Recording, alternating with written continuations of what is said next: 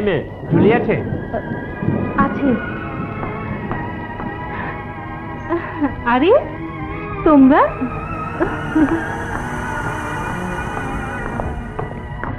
কি মনে করে? শিগগির ক্লাবে চলো, জরুরি কাজ আছে। ও মা, আসি। এসো মা, চলো চলো।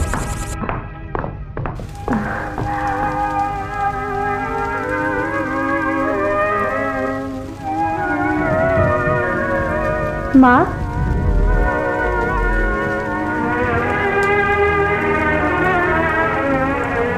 মনে কিছু করবেন না মা। ভাবিকে এভাবে বাইরের লোকের সাথে যেতে দেয় কি ঠিক হয়েছে? কি বলতে চাও তুমি? মা, আপনিও তো একদিন এ বাড়িতে বধূ হয়ে এসেছিলেন। আপনি কি আপনার শাশুড়ির চোখের সামনে দিয়ে এভাবে পরপুরুষের সাথে বেরিয়ে দিতে পারতেন? আমাকে তুমি এবারে আদব কায়দা শেখাতে চাও? এ আপনি কি বলছেন? আমি তো বলছিলাম ভাবির কথা। ভেবে দেখুন মা, আর যদি ভাবির ভুলের কারণে কোনো অঘটন ঘটে, তাহলে মান সম্মান কোথায় যাবে? লোকে ঘেন্না দেবে কাকে? আপনাকে লোকে বলবে শাশুড়ির জন্য ছেলে বউ নষ্ট হয়ে গেছে। তুই এত বড় সাহস? তুই আমাকে দোষ দিয়ে কথা বলছিস? ছোট লোকের বাচ্চা! মা, আমাকে নিয়ে আপনি যা ইচ্ছে বলুন, কিন্তু আমার বাবাকে নিয়ে আর এ ধরনের কথা বলবেন না। কি করবি? কি করবি আমার? বল কি করবি?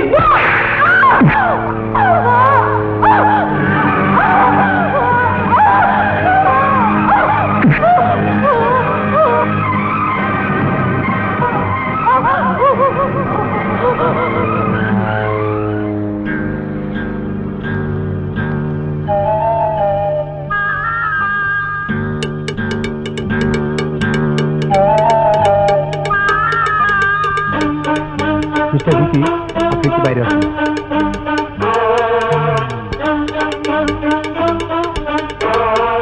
শুনুন, আপনার স্ত্রী যে সন্তান গর্ভে ধারণ করেছিল সে সন্তান নষ্ট হয়ে গেছে। কি? এসব আপনি কি বলছেন ডাক্তার সাহেব? আমি ঠিকই বলছি। মনটাকে শক্ত করুন মিস্টার ভিকি, চলি।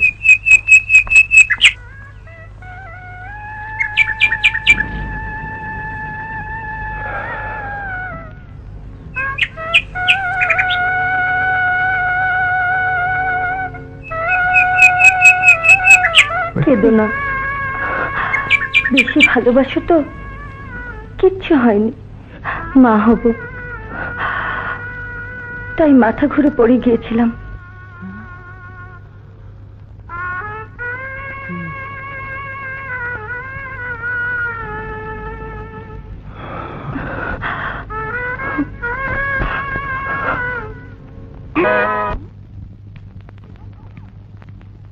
কি হলো? এভাবে আরাম করে শুয়ে থাকলে চলবে নাকি কাজকর্ম কিছু করতে হবে? কাজকর্ম তো করতেই হবে মা। তাহলে নকরা না করে যাও, কাজে লেগে যাও।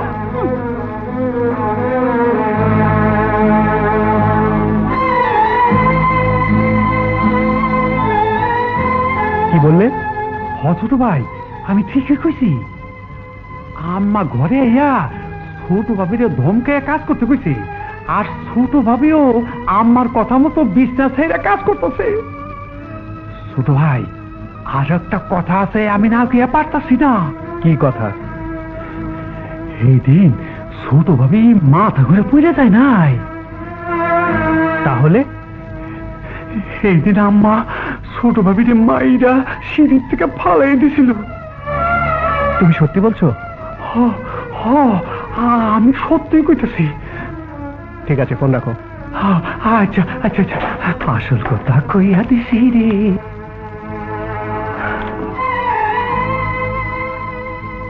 মা এত পাষাণ, এত নিষ্ঠুর, আমার এত বড় ক্ষতি করতে পারলো।